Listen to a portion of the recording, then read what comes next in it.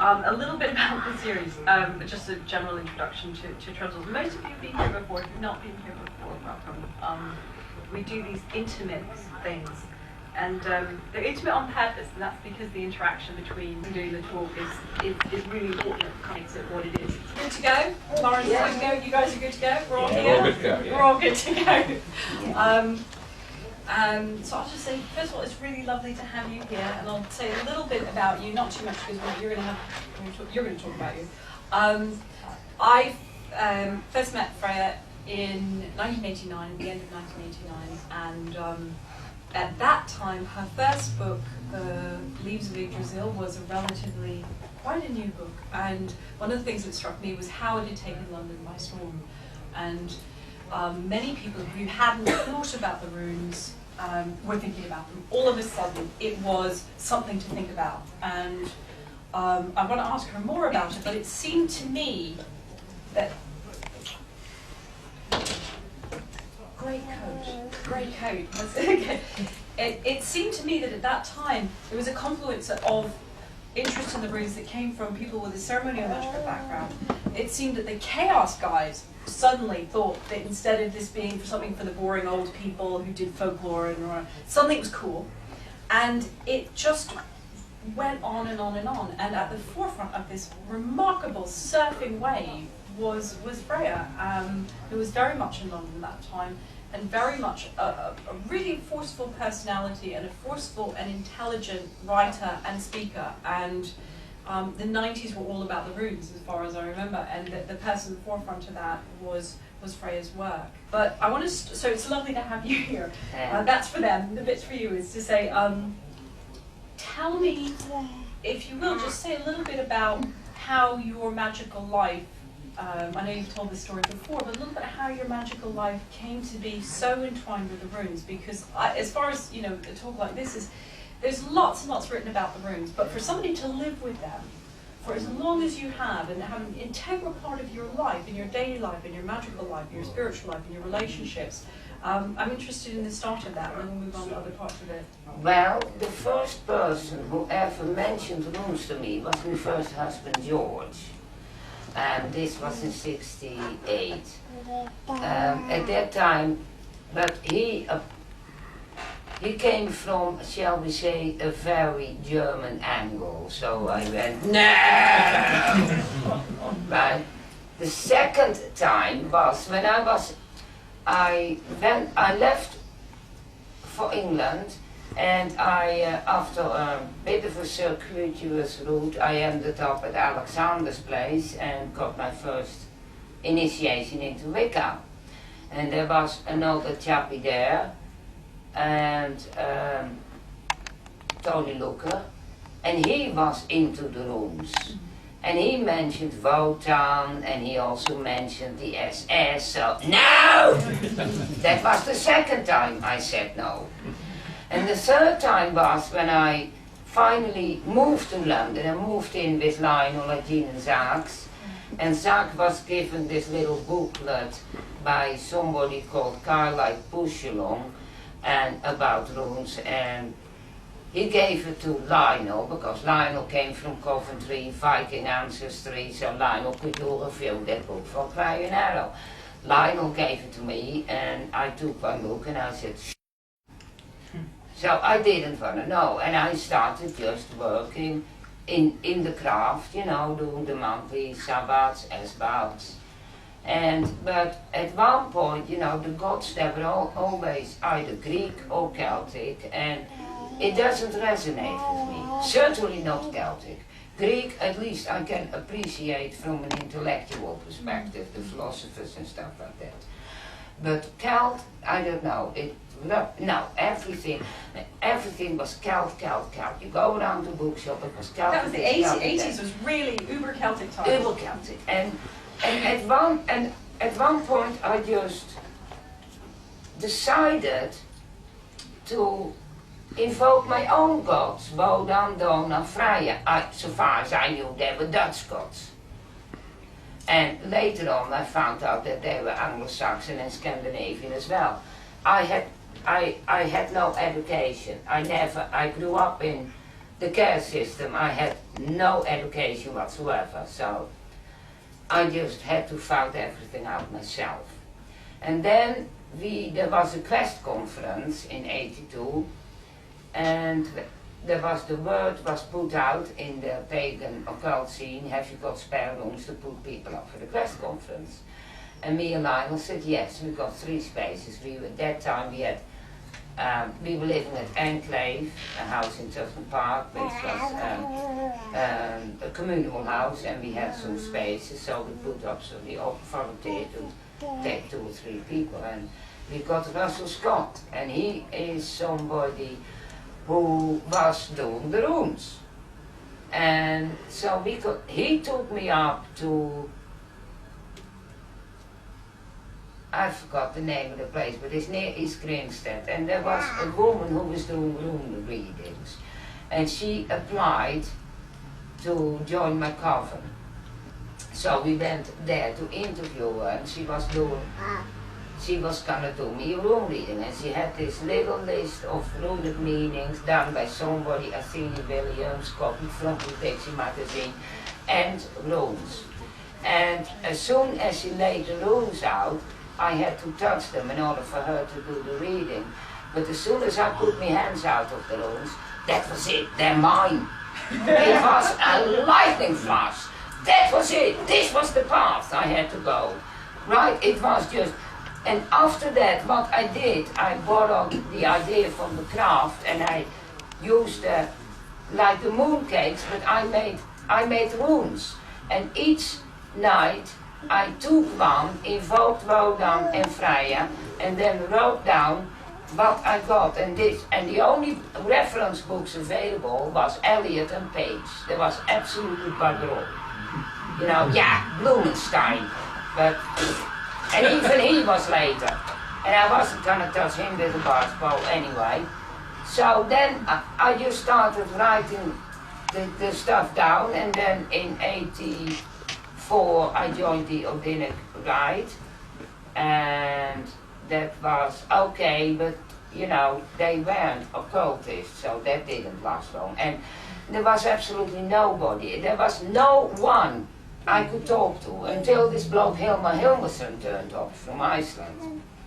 And he invited me over to go there and give a talk for the Theosophical Society, and that was in '85. So I did that, and meantime I was writing what later became Leaves of Victor's. Then I had Dave the Bat in the cellar, and you know, as you do, and Dougie, and you know, and they were doing music. So when they were just playing music, and I was really interested in captivating Hilmar's attention, because not because I fancied him or anything like that, but he was Icelandic, so he's got access to runic stuff. So I just started showing off, and by chanting the runes. And Hilmar said to Tibet, you got to record that, that's gonna go on the next album. So that was Swastikas for Noddy. I did a track on called Futhar Panzerrune, you know, they put an SS tank in the background, as, you know, and it was all... It was all very cool in the 80s. We were living in the People's Republic of Islington. You know, this was a reaction against what was then the system. All the people I mentioned, none of them are politically motivated. It was all art.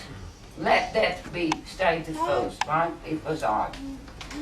And so then Patrick found me up, Patrick O'Gill, and we did the Fruits album. At the same time, I was finishing off Leaves of Yggdrasil, but I didn't think it was good enough for a publisher, so I had it privately printed, paid for it, and then went around London, the bookshops with 6 copies for London, 6 copies for Mysteries, and never paid me. And then Compendium in Camden, and then I started doing weekend workshops on the rules, 25 quid, all residential, food and sleeping included, and it was, but what happened with the workshops, when I did a workshop, I just start off with, you know, explaining. And then I got more and more and more information. So I started using, I had a white hat and we bought a little tape recorder and she started taping on the session. I now know that what I did was channeling. But I had never heard of channeling. I just got all these ideas about how the cosmology of Havamal, how you actually would work them. Would it be necessary in a situation where that was required? I was just tripping out of on runes and Odin, and my aura was flaming all over the place, and lying on everybody in the enclave got sick of hearing about Odin, Odin, Odin. I could blame for Zach ending up in Flynn Barrett because of Wotan, you know, he was playing Das Rheingold in the Gnostic Mass, so that, ooh. And each time in the Gnostic Mass you say, there is no part that's not of the gods. And I said, there is no part of me that is not of the Aesir. And I kept pushing that current. I really, because I was driven by a force, right, to push that, because I noticed what was enormously frustrating when I had all this excellent stuff coming down. There was nobody interested. There was no one who was really into the runes. And Odin, from a respectable Gagnerian high priestess, all of a sudden I was a Nazi and state enemy #1. Because I worshipped a Norse god. Would have been alright if it was a goddess, of course. So that was when me and Wicca parted, because that's bullshit, I wasn't going to put up with. So far as I was concerned, Odin, first and foremost. And it went from there, then I got involved. Then Treadwell Gunderson came over in the 90s and he introduced me to the Ring of Truth in the States. And I started going regularly to the States to do workshops on the runes. And basically, then, and so it went on. One of the things that struck me that was very important in your life when I first met you was that you were married to Odin. Yes. And is that, I don't know much about the history of that sort of thing. Is that a historical thing? I've met women recently. I've met 2 or 3 women recently who are married to Odin as well. And maybe I'm sure not as good a wife as you, of course. But it's a bit like Highlander. There can be only one. Okay, I'm glad to know that. We've established that clearly. But would you say a bit more about that relationship and what that means to you? And because that's been some time now. I married Odin in November, 29th of November 1993. I felt, okay, I had a fallen out with certain chaos magical people who were living in my house and they were fucking it around and they were fucking the old boy around, Lionel. You know, he had the stuff in the oven. So that turned into a very nasty, bitter, occult war. Then at one point I woke up and Odin was gone. No contact, none. And I phoned up Treadwell Gunderson and said, look, I don't know what's happened, but I've lost my contact. Now this happened before, Steve Wilson can tell you. But this was more serious. It was gone. I was deaf, blind, mute on the astral eye. It was gone. And Treadwell said that there was a big crust of rust, you know, the stuff what you get in iron, corrosive, was on my crown chakra. And Treadwell went out on the astral and smashed it with a spear. And then the idea, then I had been, meantime, I had been on the sly, I had been reading stuff about voodoo. I mean, I read Maya Darren's Divine Horseman in '84, and I knew that's what they do. That's what I want with Odin. Okay. Right? Right. So, the idea, I said to Treadwell, well, you know, you may think I'm absolutely crazy, but I feel that the only way that my connection with Odin, because I was ready to end my life, well, because without Odin there is no point. You know, just eating, I mean, what's the point, right? So that's when Treadwell turned up with an agrarian old ritual from Jan Vries.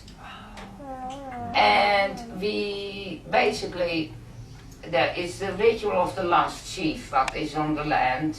and that married the old man, being Odin, but it was, you know, and we basically altered that and turned it into a proper wedding ritual. Phil was the priest. He did. It wasn't my fault. There is a DVD. Now that, yeah, so you got, yeah, there's a video which later then was transferred to DVD, and so we did that marriage ritual only based on that. Yes, it was traditional, but and that's how I got married to Odin. And then for 9 years I kept my mouth shut. It was a secret, only the people involved knew. It was a magical, it was the culmination of 9 years hard magical work with Liebe Astarte Valverelli, Crowleys. And instead, at the end of the ritual, you destroy all of it. I incorporated it in myself by this ritual of marriage, which does involve a lifelong vow of celibacy, which I've kept. And then, of course, after 9 years, Diana Paxton, she was, I thought, possessed by Odin, and she told me, you've got to make this public. This is not just for you, this is for the Pope. This is the path of, you know, fine. I put it on my website. Within a week, Laurie, Kalina, copy. The Yanks ripped it off, they copied it. They were the Odin's wives, and they were on the internet coming out with all the filthy they did, and all the filth, and everything was turned into sexual filth, right? Now they're doing this kind of bloodletting rituals at Cauldron Farm, and it is even worse what they do, you know, sticking needles in people's heart with saline to simulate the initiation on the tree and the spear and all that. And so it degenerated, it just turned all to degenerate stuff, and I do not acknowledge any other than me, because I worked for it. I have earned it. The Yanks, of course, they just copy it and then try to exploit it into a big ego trip. They strut around, you know, in Viking gear, and they are the wives of Odin, so I withdrew from the whole scene. I haven't been, I will not. These people are not my peers. I don't want to know. So, and now, of course, as you said, it's another circus, everybody is now at it.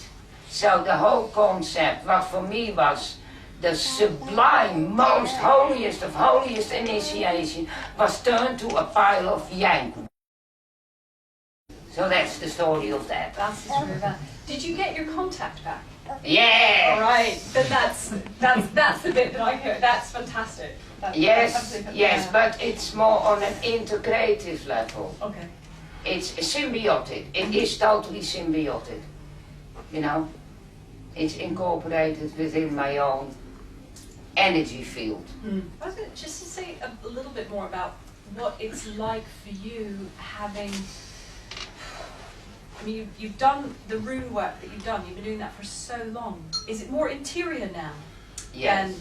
Because one of the things that I remember a long-term practitioner once wrote, and I remember reading it, and they said, at the beginning of your magical life, there'll be a lot more paraphernalia and a lot more formality, and they said over the years, much of that, if you carry on, and many people don't, but if you carry on after the years, there's likely to be less and less and less on the outside as it becomes more and more on the inside. And I'm curious if that's true for you as well. Well, I've never been one for big rituals and paraphernalia. I mean, I've got a bed with runes and a few cloths, and that's what I work with. You know, I've given up dressing in the Viking period gear. I don't need it, you know. Are you still chanting? Are you still? Did you ever get into doing the Viking Tai Chi? You mean staff? Thank you. No. That wasn't you who did that, because I remember when the Chaos guys were, that was yes, that was somebody called Ivar, okay. who lived, I think, that is a Norwegian family tradition, Okay. which then was brought out in Australia. I think it started and then it migrated. No, I never got into that. It is actually a form of martial arts. Okay. And no, never attracted. Now, you had a concert a few days ago. How long has it been since you've performed? 22 years. And nothing in between? Nothing. What was it? Say a bit. What did it feel like? Well, the thing was, I had offers from Italians. Well, as you can hear, my voice is 20 years of smoking dope will do that. So I said, now my voice is, I can't do it anymore. But actually, I could when it came down to it. The voice was terrific. Yeah, I did it. Once you went out on stage, it was really terrific. Clapping myself, but I was worried about it, but there's no worries at so all. much money and effort in. Did you make the connections magically that you wanted to Yes, make yes, in I the was. ritual, Yes. in the performance? Oh, yes, but not the way I would have liked. Yeah, what I would have liked to have sufficient space in a circle with 4 candles rather than having them all in one row. And I would have liked to have a bell and light them and then invoke the North. And that couldn't be done because I had about 20 inches to work with. The stage was cluttered with big equipment and stuff like that. I had no, a performance, I would like to move about, to use my body to throw the energy out. And I was just standing there like this, and that was about the only direction I could move in. If I would invoke, for instance, from the east to the south, I would have to turn my back to the microphone. So, yes, I did the best I could, but the venue should have been bigger, so I could really strap my stuff and bang down the power of all this. So we can look forward to another performance next year with a bigger venue. Well, no, Patrick advertised it as a once-only performance. So it's a once only. And so we can't do that again. But what we can do, there's nothing stopping me doing 2 or 3 tracks of Fruits. Whilst Patrick is having an other program for sixth form and I then as a guest. So there are ways around it. Yeah. Or you start writing new pieces. Yes, I am considering putting using the Anglo-Saxon rune poem. I may need some help with the pronunciation. Yes. Being born Dutch, I don't think it's gonna be a problem. No. My original language is Dutch, Frisian. Yeah. That's where I come from. But then I would like to do a stanza of the Anglo-Saxon rune poem and the rune chant. So, then it isn't a Fruits album anymore. It's a different thing. Fantastic. But of course I have to talk to Patrick about the music and all that. Yeah, it's a project. It's a project, yes. Scene work, transpossession, voodoo. Yes. Now, my understanding is, and you must tell me the story, or tell us the story, is that living in London and being in your wider circle of acquaintances, I remember hearing anecdotes from you, around you, and my impression is you're quite a pioneer with that. And just when did it start, and what's it like, and how's it been for you, and how's that changed over the years? What the safe work? Yeah. Well. Or the possession thing. I mean, I don't know, it's quite the same as your marriage thing. Or I have never been able to get possessed by Odin. Okay. It's all I get is that it's like my mind is bigger, incorporated in a greater mind, and then I just get the information. I never been able to do what other people claim they can do. And since then, basically it ends up the same as spiritualism. Spiritualist mediumship, a lot of ego competition and a lot of faking and their own egos. I'm finished with that side as well. So same work, anything like that, or is that just something that you knew people who did and not for you? No, it's not for me. Okay. It's not for me. The shade work, what I do, I can do shade, but I don't go trancey asleep. Okay. With me, it's the opposite. I get hyper and I start moving around, and you know, I got the rooms, and but you know, people ask me a question and they pick a room, put it in my hand, and then I start just giving the information. It's it's basically like most people who work with trance narrow their consciousness down. I expand it. I go hyper rather than under the radar. I expand it. Yeah. It's probably another form of trance. But I don't know. I've never fitted in with anybody's system. It's probably lovely. I want to take you back to the 80s, when the years that you came to England, and there was a whole world, and that is before my time, before the time a lot of people here. It seems to me, maybe because I was from the 90s, I look back on the 80s and I think of the Enclave, I think of the Aquarian Arrow, which is not being published anymore, things happening around the Quest conference, and of course it was Celtic Mania, of course, Yeah, but everybody knew Kabbalah, Yes. which isn't the case so much anymore. You know, everybody knew the Tree of Life then, no matter what your preference was. And I just wondered if you would say what was the best, what were the highlights of what the community was like at that time for you? I wouldn't say the worst, because we're being built, but you know, what were some of the really supportive things or things that you found inspiring about and how they informed you? I really have to think about that. Well, there was of course the Enclave. We started that off with the idea of getting a group of magicians living in the same house. And we had everything. We had people who worshipped Baphomet, we had all sorts of people. Some witches?